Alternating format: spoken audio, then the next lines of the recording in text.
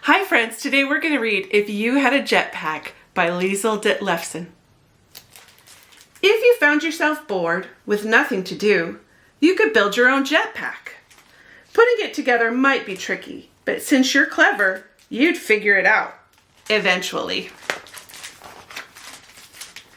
While learning how to fly, your little brother would see you and get jealous, so you'd have to build him a jetpack too, and teach him how to use it. Patiently. Once you both get the hang of it, you'd want to show your jetpacks to all your friends at school. You could demonstrate how it works during show and share time.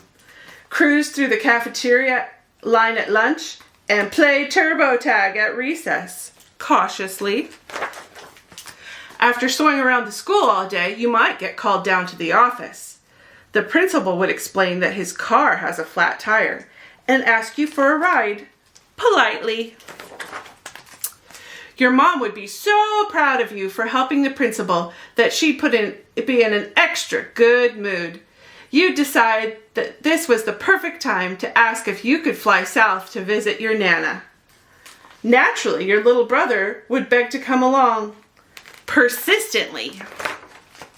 Your mom would agree, but not before making you both peaky promise to be careful and wear your helmets and call when you get there, but after all that, you'd be cleared for takeoff immediately.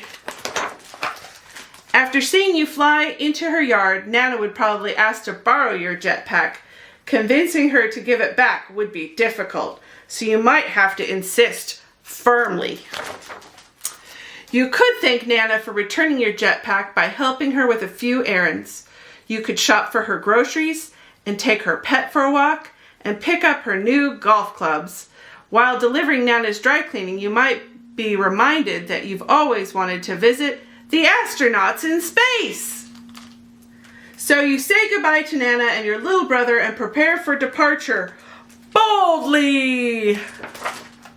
When you've arrived at the space station, the astronauts would be so blown away by your clever homemade jetpack that they'd invite you to hang out for a while.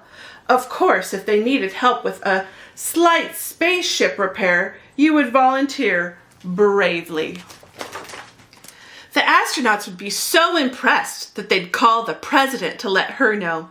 The president would want to honor your service with a special medal. The award ceremony would be all over the news. There would be photographs to take, interviews to give, and autographs to sign. Modestly. Or perhaps you'd head someplace where you'd blend in with the crowd, unexpectedly. Either way, you would start to miss your family, so you take one last flight around the galaxy and blast back home. As you come in for a landing, your overworked jetpack might malfunction dramatically. Luckily, your mom would be so happy to see her favorite jetpacker that she wouldn't scold you for making such a big mess. But she would want you to go back to Nana's house to pick up your little brother. And since your jetpack needs repairs, you'd have to take a boring car ride to get there.